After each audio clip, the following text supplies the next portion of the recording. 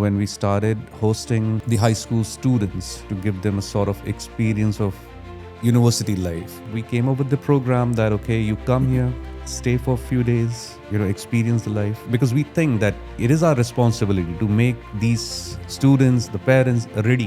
Why not students from grade 9, 8, 9 and 10? Because they are also the budding leaders. The resources that we have in place, we have to make sure that somebody who needs it urgently. Any moment which you recall wherein a parent really complimented? When he used to speak with the child, he will say, okay, I'll see, I have to go, I'll be doing this. The regular kind of questions.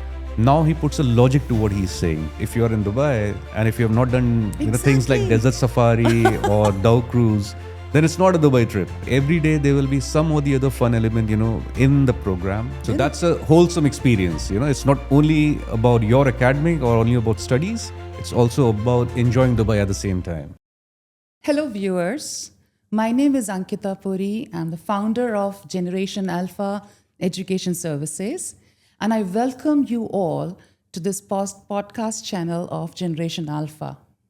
It is a great pleasure to have you all watching this yet another interesting episode because our guest today comes from a very strong educational background. Join me to welcome Mr. Ankur Kohli. Thank you. Who is the Assistant Director, Operations and Recruitment at Amity University Dubai campus. Welcome, Ankur, and thank you for joining us on this podcast today. Thank you, Ankita. It's a pleasure that you invited me on this platform, and I'm very glad to be here. Fantastic. So for my viewers who have joined this episode to learn a bit more about the educational diaspora, the educational system of UAE per se, and you being into this industry from a very long time, we will be taking deep insights into your experience and what you bring forward for the future aspirants to the Dubai campus. Right. So students who are aspiring to come to Dubai, they are definitely looking forward to this podcast. But before that, let us know a bit about you. So tell us who you are, what kind of a person are you, a little bit about you for us to understand Ankur Kohli as a person. Okay, so I am in the higher education industry from last around 10 years, close to a decade, you can say. And I've been, my professional experience ranges from higher education industry to back office, to operations of facilities management. And I have worked across a couple of major cities back in India, then in Abu Dhabi, and right now I'm in Dubai. That's pretty much about me. I'm a computers graduate. I've done my post-graduation in computers management. Oh. Yeah, so... Wow, so you come from a very versatile background, and especially being in... how long have you been with Amity so far? You closed it more than a decade now? Amity, I'll be completing my 9 years pretty soon, So yeah, you can say almost a decade now. Oh, fantastic. Yes. Then you must have seen the developments happening, the progress happening across different zones there into Amity Dubai. Not only in Amity Dubai campus, but, overall as a destination, I've seen during my tenure itself, the way education industry, or rather, the institutions have changed and they have adapted to the world-class norms. Definitely Dubai being, you can say now, aiming towards being the hub of education that way. So I've seen those kind of developments, and it's actually ever improving, I must say. Lovely. I'm sure, because there are a lot of expats who are now aiming to send their, to retain their children who are studying in Dubai itself to go for the higher education within the universities here. And there's a lot of traction from students coming from outside UAE to study in Dubai. Talking about traction of students coming from outside UAE, Ankur, I also belong to this industry from a very long time now, and I have been observing your great work you have been doing in past. And of course, it's important for the audience to know about a very well-known academic camps program, which you are spearheading from the Dubai campus of Amity. Tell our audience, what is this academic camp all about, and what was that motivational factor which pushed you to launch it in Dubai? Well, this one is something which is very close to my heart. This is something I can say it dates back to probably in 2018 or so. When we started hosting the high school students, to give them a sort of experience of university life. We identified that there is a kind of gap, in between a student who's right now in high school, probably getting ready, gearing up for in the couple of years will be joining a university. But at the same time, there's no practical exposure as to how the life could be once I am in any university, because you have stayed all your life in your home comforts. You have got your own room, you've got your own freedom, you've got your mom and dad to take care of you. You have a schedule as such, but then not necessarily you may or may not be following, and all of a sudden, one fine day, you land up, let's say, in a dormitory of a university wherein you don't know your roommates or you have a very different environment altogether. So, we've been observing that, these are few challenges which more or less everybody can face, not only a student as such, but even the parents, because the parents have been used to see their kids every day, getting them ready to go to school and all those things. And then even for them, it's like one fine day, fine. The child is right now in some other university, some other country. So that's where we thought about this, that how about, having a sort of a taster session, a kind of a, you can say a trailer or an experience wherein we as a university, why don't we offer them a kind of program wherein they come, they understand what the university is, what the professors or how the university life is, what kind of I must say, let's say the labs or those kind of workshops they can look forward to, what kind of residence arrangements happen when you are outside, how you have to adjust. These are very life learning skills as such. But these are mostly in talks, and people believe in someone else's experience, like, pass outs of that college. How was your experience staying in a campus? How is the dormitory or the residence, you call it? So I think this is way beyond feeling it.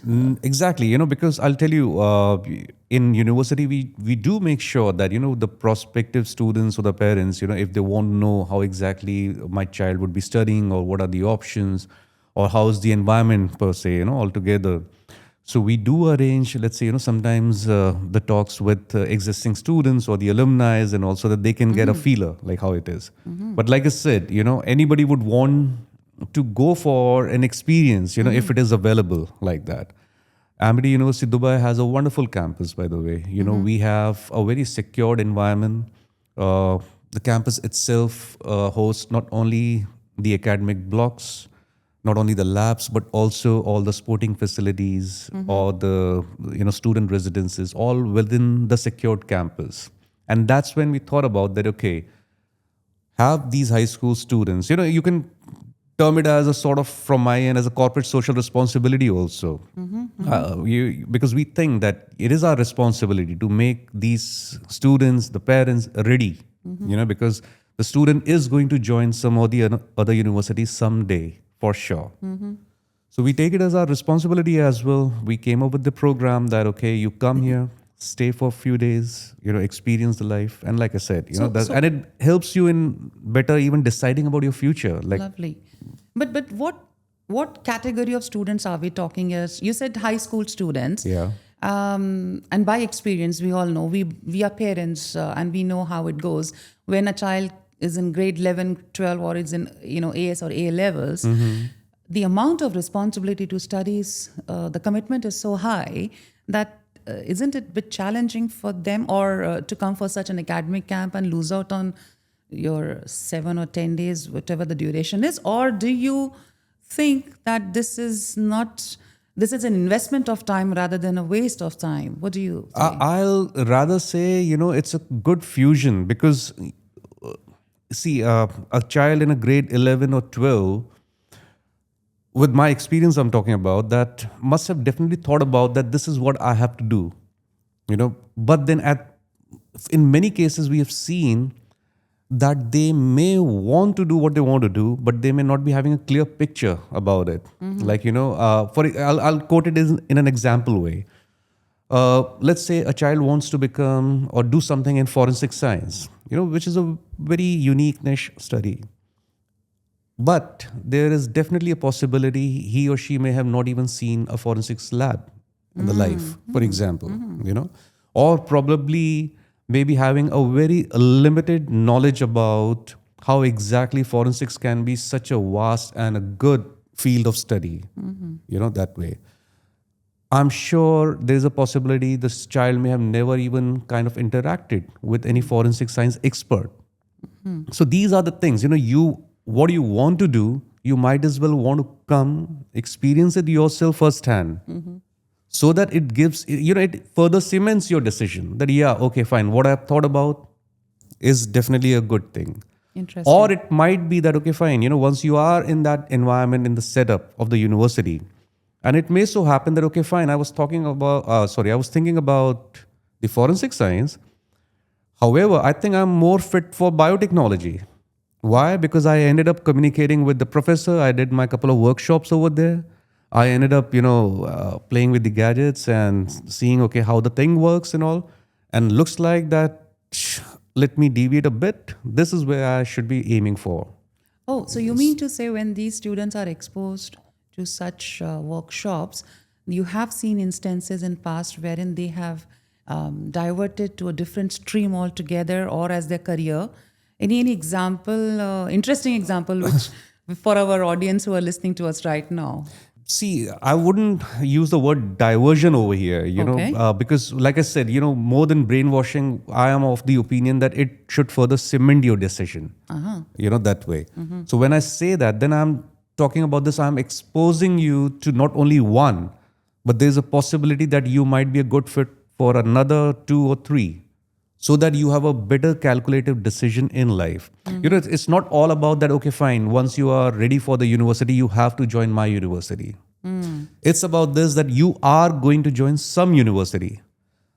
Whatever course and whichever university you are looking for or aiming for, are you ready for it?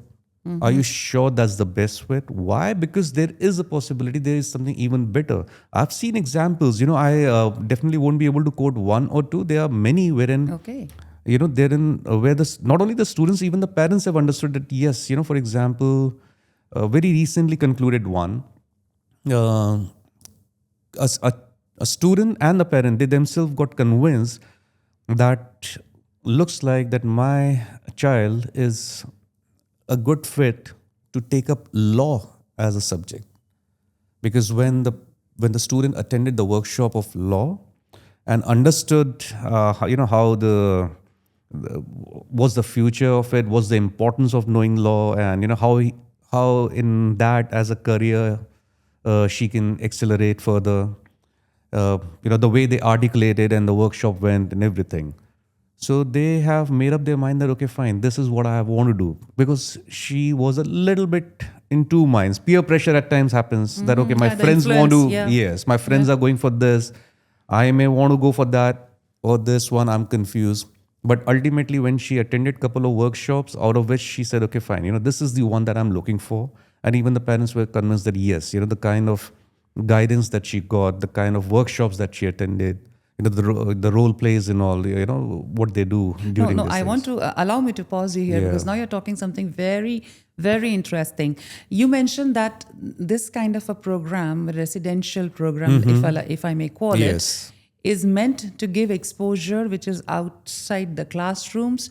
And there are many theoretical elements which they tend to experience inside the state-of-the-art lab structure which Amity Dubai has. Yes. Question here is, you have to now tell us what kind of workshop, let's zoom in. Okay. What kind of workshops are we referring to? Because it's a very vast word.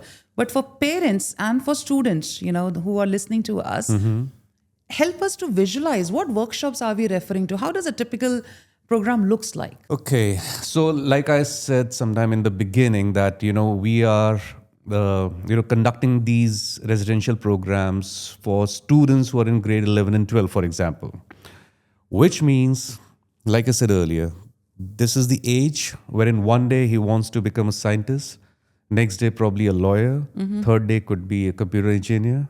So it's a very, that kind of age wherein you have multiple factors affecting you. Totally, yes. Okay. So kind of workshops that we have over here, let me put it in this way, that the flow of the program, the most recent one which concluded last month, we kept it in such a way that the first half of the day would be multiple workshops that they will be attending. Okay. So workshop could be, let's say day one, you will be having your first workshop of forensic sciences, wherein you become a crime scene investigator. Interesting. So the professor will supervise the whole scenario, wherein, a situation will be created. You are a crime scene investigator. You will be donning the jackets and everything like that. You're on the spot. You'll be doing the sample collection, evidence collection, Oh, okay. taking that stuff and then examining it under those equipments, which, like I said, are, top class. And then you will be resolving the mystery over there. Wow. So the entire group probably will be into, it'll be divided in two teams. So, okay, let's see which team is able to. So it's a practice-based workshop you're referring Absolutely. to. And child can be it's from not only, STEM. Okay. It's not only practice, it's like fun. Absolutely, You yes. know, because you are totally now immersed into that kind of experience that, okay, fine, it's me and my team which has to solve the crime right now. So with the assistance of the professor and the lab assistants available, they will be guided, okay, fine, we have this collection of evidence, let's scan it underneath this microscope or that machine. I mean, so it's a properly guided properly workshop, guided you mean one. to say. Exactly, yeah. And while all this is happening, it becomes a very interactive session. Why? Because while this is happening, obviously the students will be having their own set of questions. Correct. The answers will be flowing in from our side. And that's how, during these conversations, it kind of start getting clear in your mind as a student that, okay, fine, looks like I'm a good fit for it. Then you move on to, let's say, your second workshop. Once this is done, there could be students who are interested in hospitality industry, for example. Okay. So we have one workshop on, let's say, the same day or day two, which will be like, cook your own lunch sort of thing. Wherein you are in the sort of industrial kitchen setup. Our hospitality lab is having all those equipments which you typically may find in a good, hotel.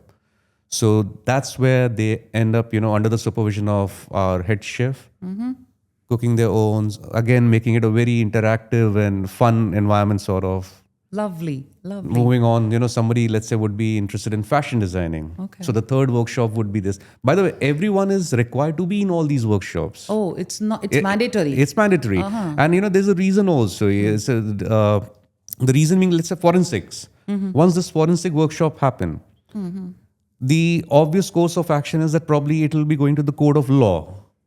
So that's where the law workshop is, wherein you do the, like I said, articulation of your case. You have to convince somebody over there.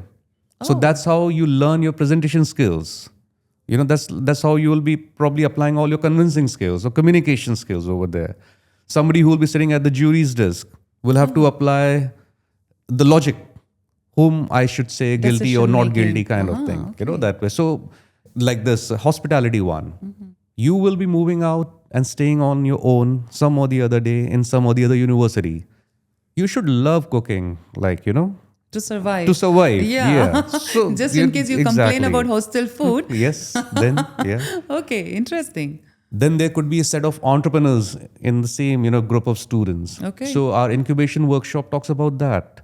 By the way, we have a very good incubation center in our campus. Okay. Yes, absolutely. But that's quite an exhaustive workshop you're referring here, because if you ask me, if I hear you out, and especially the viewers are also hearing you out, the details shows that isn't it like a complete transformative experience for them? Indeed. That's why I'm saying, you should rather, fuse it with your 11th and 12th studies, which is ongoing, because you cannot ignore the fact that it's only a matter of probably a year or two that you will be joining university. Exactly. Yeah. So this is totally, focused on one thing, that get ready, be prepared. Holistic development, not Holistic just academic, development. but life skills. Exactly. I mean, I sometimes ask them, questions that, so how was your experience? Okay. Okay, and sometimes I get very interesting answers. If I have to say it diplomatically, technically they sound very funny.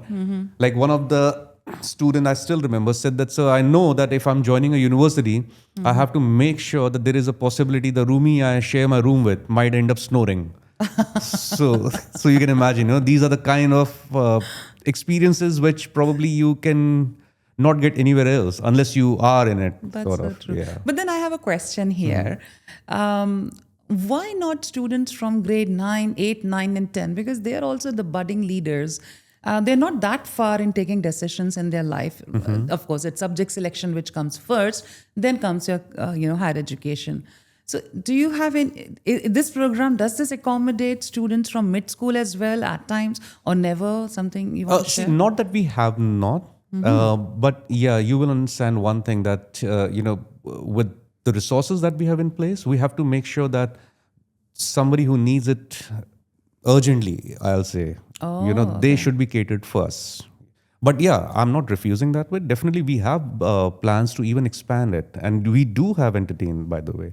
Okay, wonderful. So when you say expansion, I know initially this program could only accommodate summer schools, and this program was meant to be hosted in Yes. summers. But by your under your leadership and the entire ecosystem support you have back in the university, now it's into winter camps and also in spring camps. And I'm sure, with my limited knowledge, these academic camps are more recursive in terms of numbers. Exactly. So now these immersive camps, the whole thought process of the leadership is that we have to kind of come up with something in regular business lingo. We call it a 52-week calendar sort of thing. So Okay. so it's like we should not restrict it to a summer. Okay. Because thankfully the students have enjoyed the camps so far. I'm in touch with our summer camp alumni, yeah. Oh, that's a And good term. yes, I'm hearing it for the yes, first time. yes. Lovely. And they are connected with me, and they have, kind of recommended it so much that we have started. In fact, we have started not only looking at but designing at. So you will be seeing that we will expand it further to the. If I have to name it through, the seasons, so then winter, fall, autumn, everything will be Around covered. the year. Around the year. So you're going to exactly. curate it that way. Absolutely. Wonderful. So which brings me to another level of question related to this. Where is this audience coming from? Is this is this group of students which you're referring are from UAE, or are they coming from outside UAE as well? Want to share some inputs on that? So we have students coming from different countries. Okay. Okay, yeah. So I have in my camps students definitely from UAE, from India, from Azerbaijan, Zimbabwe, Russia, US, Lebanon, Indonesia. I mean, these are few of the countries, Sri Lanka, I can recall right now.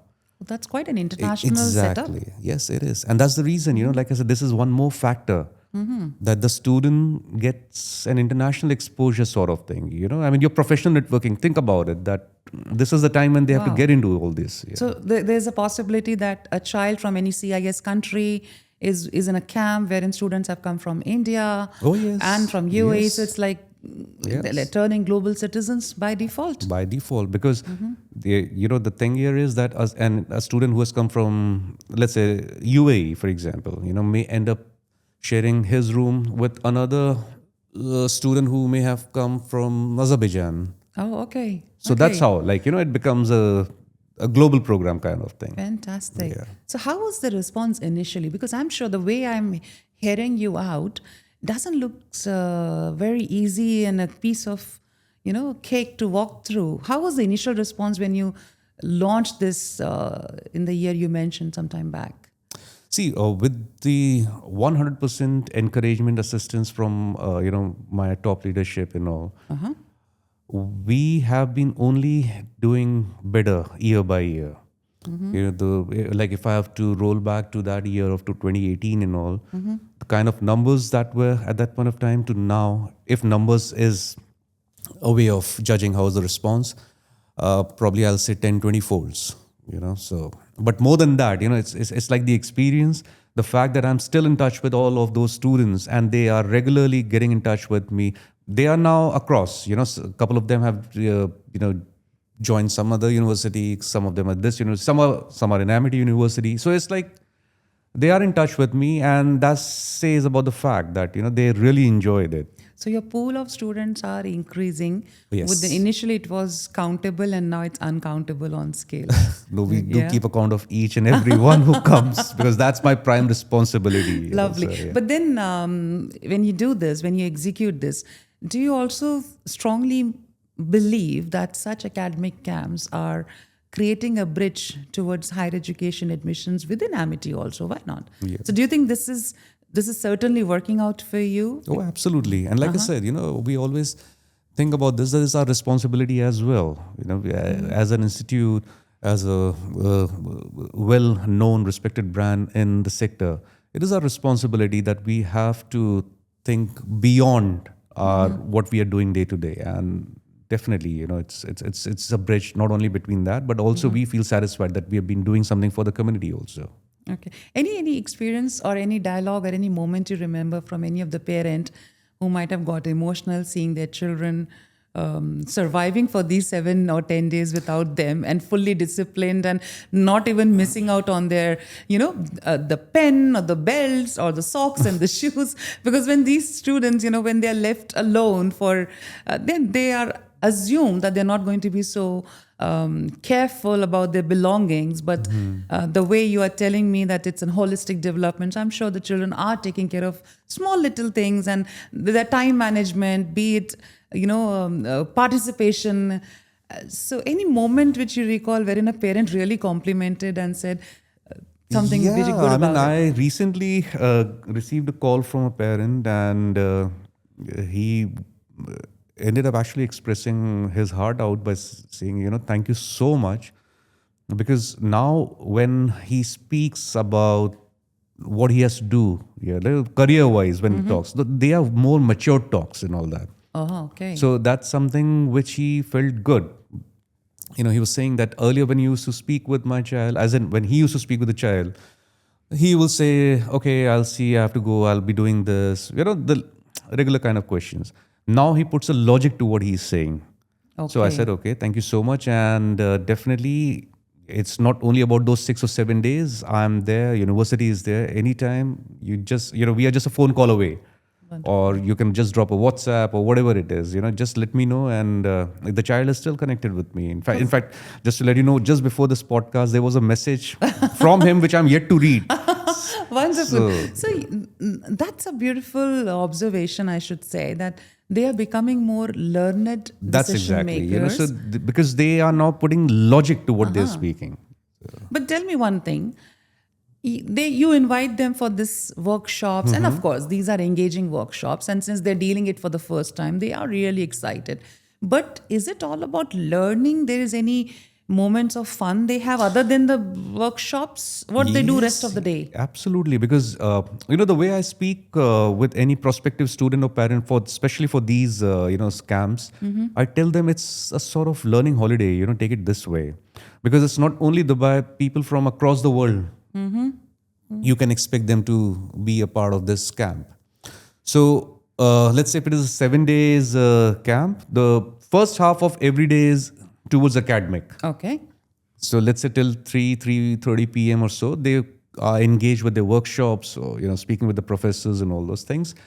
5 p.m. onwards is when the so-called excursion fun begins. Oh, okay. Yes. So excursions are a part of this. Excursions are definitely a part Very of it. nice. So we make sure that if you're in Dubai and if you have not done things like Exactly. desert safari or dhow cruise, then it's not a Dubai trip. Exactly. So every day there will be some or the other fun element, in the program. So one day they can go for dhow cruise, the other day for a limousine ride, desert safari, or visiting the JBR or the frame, Dubai frame. Yeah, so all those spots which are mandatory to yes, be done yes, when yes, you are absolutely, in Dubai. yeah. Oh, okay. So Then- that's a wholesome experience. It's not only about your academic or only about studies. It's also about enjoying Dubai at the same time. wow. And more or less every night when they're back, then we organize, since it's a residential one, so you are in the student residences. So we organize probably a talent night or a movie night or just, some sort of So that's a team game bonding night they kind do. of thing. Okay. Yeah, yeah. Okay, We okay. have a beautiful sporting facility so they can play, let's say, football in the night under the floodlights. So those kind of things, Oh, right. Yeah. So that means these are all, since it's a safe and secure campus, which is always under supervision. Yes. So children have that freedom of playing in the fields late night. Because I'm sure after this long day of learning and excursions, children love to play. They love to be That's on actually field. their stress buster. We Exactly. might think that, okay, fine, where is my bed? We'll hunt for it. Not with them. Yeah. That's where they need that kind of at least another half an hour, 45, 1 hour of time Okay.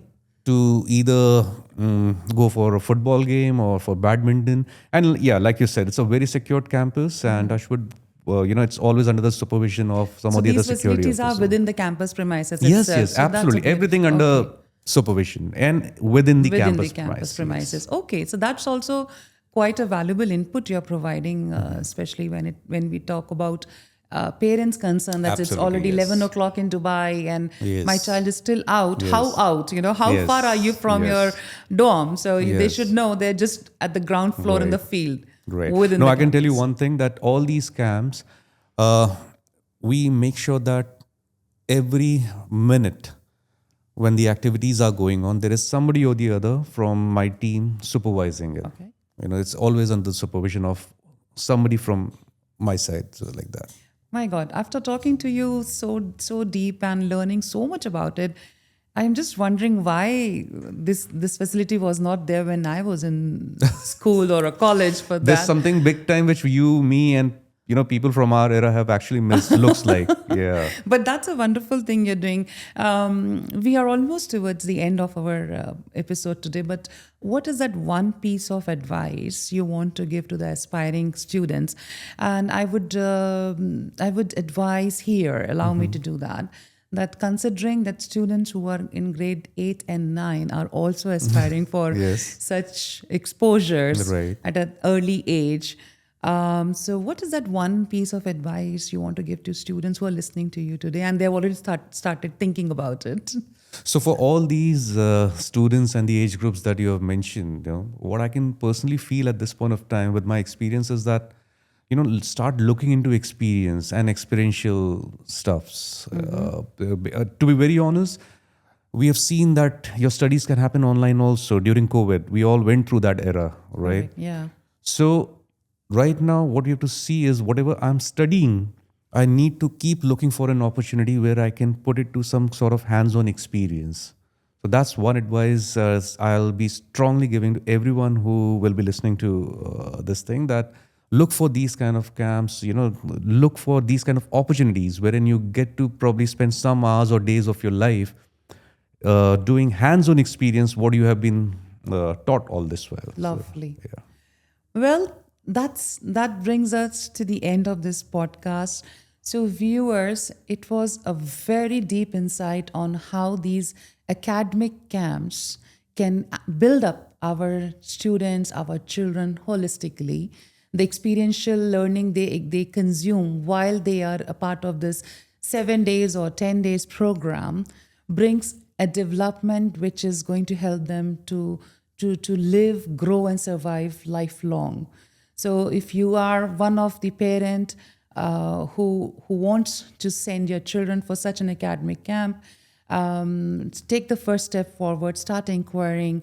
And if you're a student watching our podcast today, and if you think this discussion rings a bell, then you know what you have to do. Go ahead, discuss with your parents, and step up to experience what other children have been doing so far. I would like to say thank you once again to Ankur. Pleasure's all mine. You have been an amazing speaker, and it was amazing talking to you Thank today. you so much. I wish you all the best for Thank your you. future plans of expanding academic camps and, of course, bridging it to admissions. Sure. Thank you so Thank much. you for coming today. Pleasure's all mine. Thank you. Thank you.